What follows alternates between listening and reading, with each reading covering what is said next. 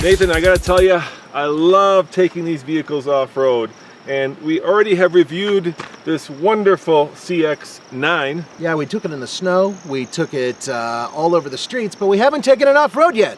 So, coming up next on the Fast Lane car, another fun and, well, it's kind of dry so it won't be too muddy, TFL car off-road review.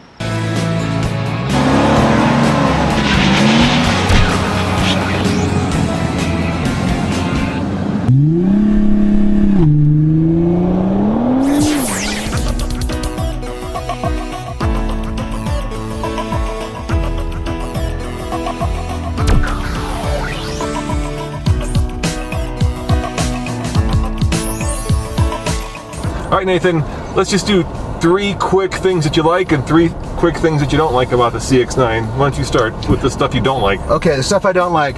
Navigation screen is smaller than my fist. It's way too small, hard to see. You have a monster fist. It's okay. It's still really small, so it's too hard to see. And I mean, come on, you've got cars like the Dodge Dart that have an 8.4-inch screen. This needs to be larger. Yeah, how about 2-in-1?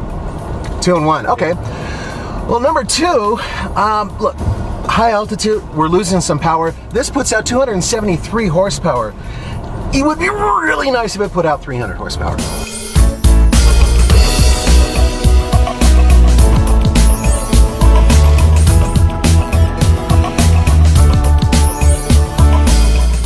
A family truckster has to hold a lot of stuff. It's meant for, you know, having 4 or 5 kids in the thing, and this is very tight. So my number 1 would be, it's on the smaller side of this segment. At least it feels that way. Maybe it's the way the belt line is. It's a little bit almost claustrophobic. Yeah, look at my head. It's almost touching the ceiling. That's because your head is inordinately large. All right, let's do the top 3 things that you like. Give me number 3. Handles great. Great vehicle to drive around. Second favorite of all the vehicles in this class. It's wonderful. I love the way it looks. I think it's one of the sexiest 3-row passenger trucksters in the market. I mean, it's a sexy car, and Mazda's done a great job in making this thing very appealing. Absolutely, and it's affordable. This is one of the cheapest in its class, and quite frankly, I think it's a bargain.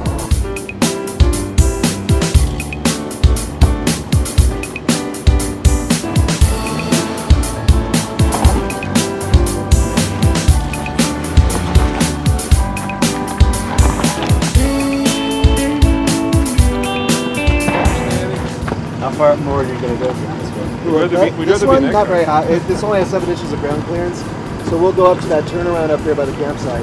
Yeah, that's the speed. Otherwise, we're not going to be back down. Bring a nice towing chain along.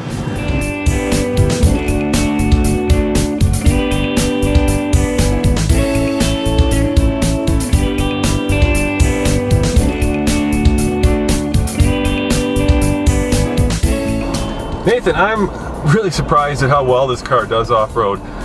It's surprisingly agile. It doesn't lose traction. We haven't spun the wheels once yet. Yeah, I know. It's actually been a surprise, but there is a downside to it, and we both noticed. First of all, not a lot of ground clearance. Second, unlike the Kia Sorento, the suspension isn't as forgiving. It's a very tight, urban-based suspension, so you have better, handling in the corners and whatnot. And because of that, when we're going over things, it's kind of bone-jarring. But you're right, that traction, it hasn't been a problem. Yeah, I mean, yeah, of course, zoom. This is a sporty 3-row wagon, right? That's basically what it is. And so it's amazing that you can take it off-road. And guys, we do this because if it can do this, it can handle the snow that you're going to put it through. I mean, look, we're juvenile, we get it, but we have a good time, and if we're having a good time and being juvenile while we're off-road and the car does well, what's the problem? Exactly. If you're interested in a full review of this, go to tflcar.com because we have reviewed it. Nathan, up there, that's where we take the hard off-road vehicles like the Jeeps, the Wranglers. That way we take the crossovers like this one, but frankly, we have discovered something that isn't bad because this isn't made for off-road, but it's so stiff, the springs are so tight that the articulation on this is not very good.